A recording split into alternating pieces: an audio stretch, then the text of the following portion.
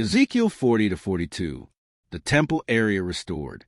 In the 25th year of our exile, at the beginning of the year, on the 10th of the month, in the 14th year after the fall of the city, on that very day the hand of the Lord was on me, and he took me there. In visions of God, he took me to the land of Israel, and set me on a very high mountain, on whose south side were some buildings that looked like a city. He took me there, and I saw a man whose appearance was like bronze. He was standing in the gateway with a linen cord and a measuring rod in his hand. The man said to me, "Son of man, look carefully and listen closely and pay attention to everything I am going to show you, for that is why you have been brought here.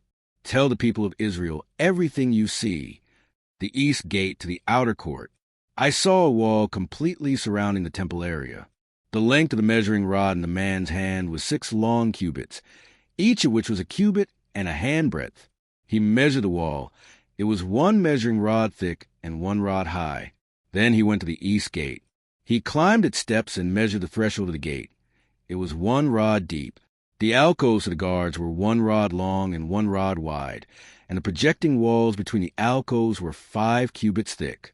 And the threshold of the gate next to the portico facing the temple was 1 rod deep. Then he measured the portico of the gateway.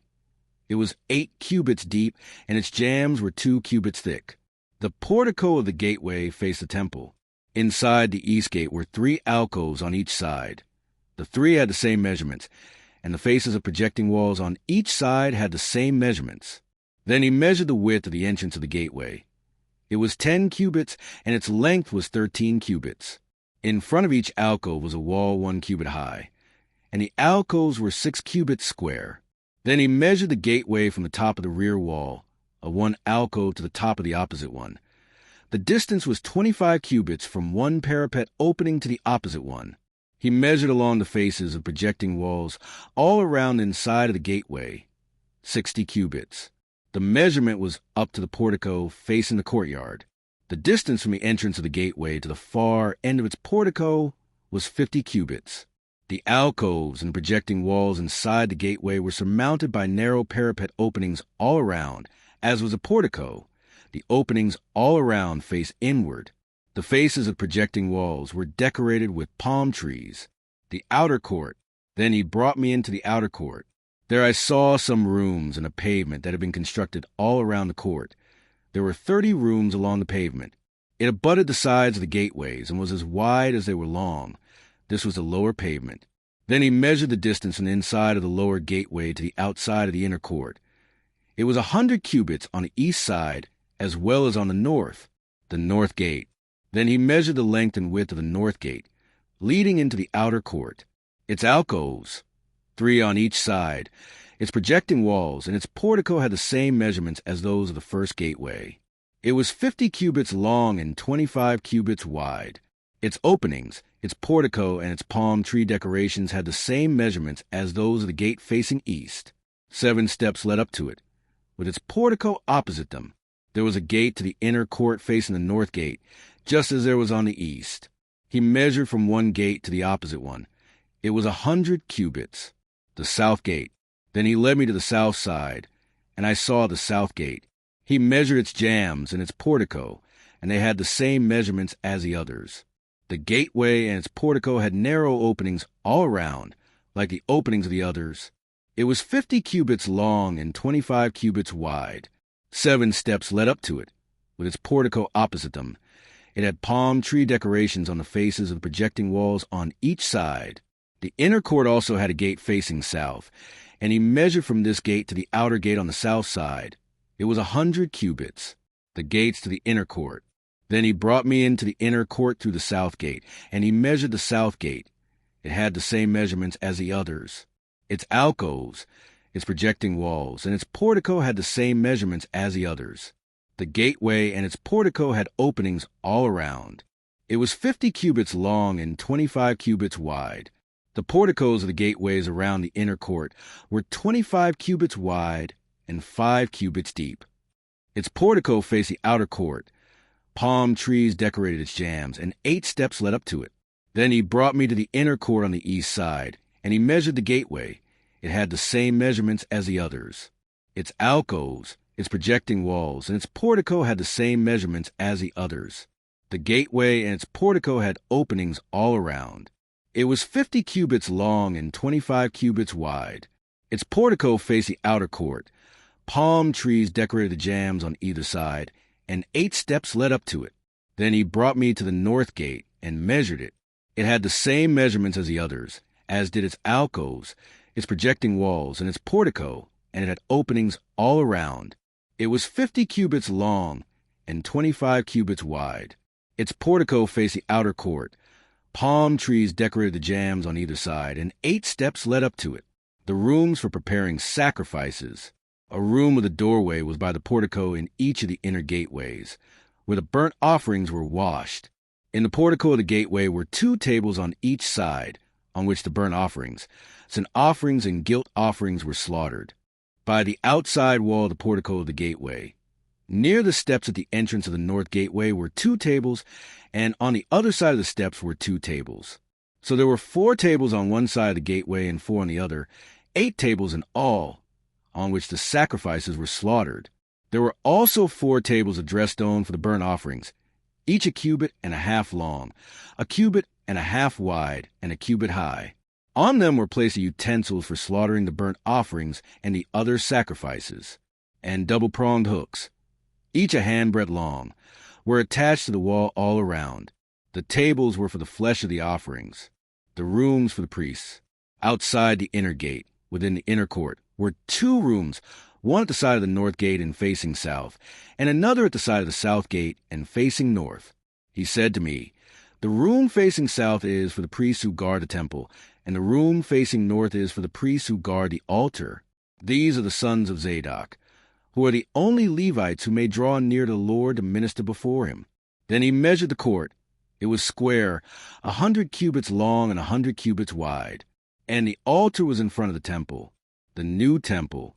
He brought me to the portico of the temple and measured the jambs of the portico. They were 5 cubits wide on either side. The width of the entrance was 14 cubits, and its projecting walls were 3 cubits wide on either side.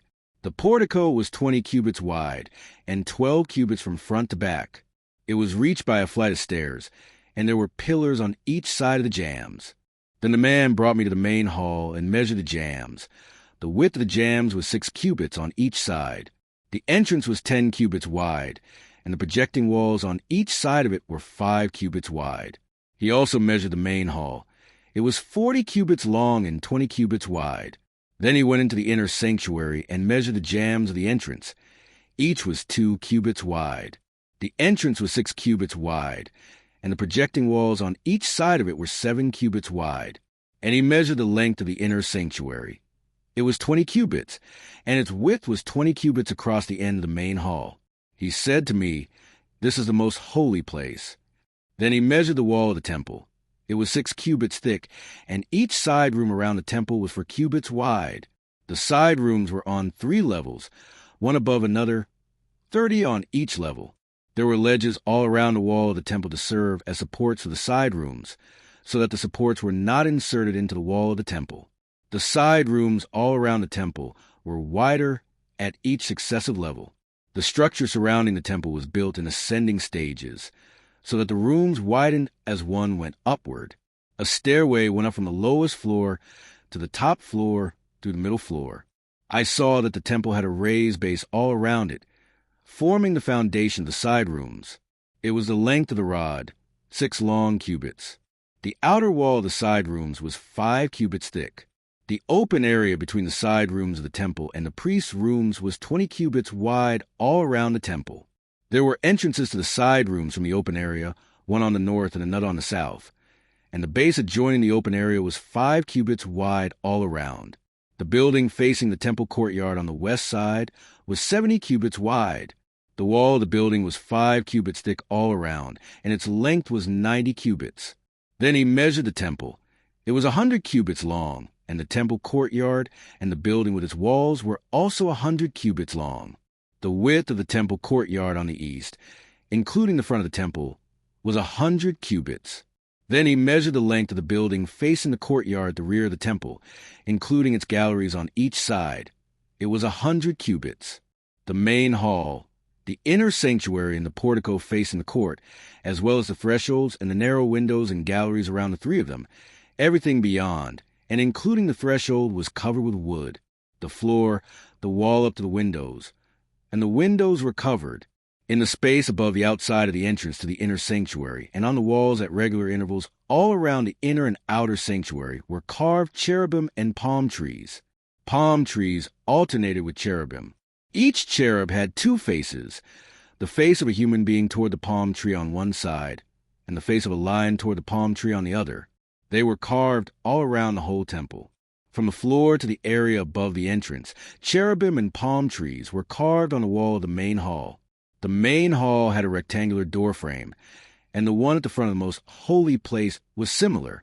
There was a wooden altar 3 cubits high and 2 cubits square. Its corners, its base, and its sides were wood. The man said to me, "This is a table that is before the Lord." Both the main hall and the most holy place had double doors. Each door had 2 leaves, 2 hinge leaves for each door. And on the doors of the main hall were carved cherubim and palm trees like those carved on the walls. And there was a wooden overhang on the front of the portico. On the side walls of the portico were narrow windows with palm trees carved on each side. The side rooms of the temple also had overhangs, the rooms for the priests. Then the man led me northward into the outer court and brought me to the rooms opposite the temple courtyard and opposite the outer wall on the north side. The building whose door faced north was 100 cubits long and 50 cubits wide, both in the section 20 cubits from the inner court and in the section opposite the pavement of the outer court. Gallery faced gallery at the 3 levels. In front of the rooms was an inner passageway 10 cubits wide and 100 cubits long. Their doors were on the north. Now the upper rooms were narrower, for the galleries took more space from them than from the rooms on the lower and middle floors of the building. The rooms on the top floor had no pillars, as the courts had, so they were smaller in floor space than those on the lower and middle floors. There was an outer wall parallel to the rooms and the outer court. It extended in front of the rooms for 50 cubits. While the row of rooms on the side next to the outer court was 50 cubits long, the row on the side nearest the sanctuary was 100 cubits long. The lower rooms had an entrance on the east side as one enters them from the outer court. On the south side, along the length of the wall of the outer court, adjoining the temple courtyard and opposite the outer wall, were rooms with a passageway in front of them. These were like the rooms on the north. They had the same length and width, with similar exits and dimensions. Similar to the doorways on the north were the doorways of the rooms on the south. There was a doorway at the beginning of the passageway that was parallel to the corresponding wall extending eastward, by which one enters the rooms. Then he said to me, "The north and south rooms facing the temple courtyard are the priests' rooms, where the priests who approach the Lord will eat the most holy offerings. There they will put the most holy offerings, the grain offerings, the sin offerings, and the guilt offerings, for the place is holy. Once the priests enter the holy precincts, they are not to go into the outer court until they leave behind the garments in which they minister, for these are holy. They are to put on other clothes before they go near the places that are for the people." When he had finished measuring what was inside the temple area, he led me out by the east gate and measured the area all around. He measured the east side with a measuring rod. It was 500 cubits. He measured the north side. It was 500 cubits by the measuring rod. He measured the south side. It was 500 cubits by the measuring rod. Then he turned to the west side and measured. It was 500 cubits by the measuring rod. So he measured the area on all 4 sides. It had a wall around it, 500 cubits long and 500 cubits wide, to separate the holy from a common.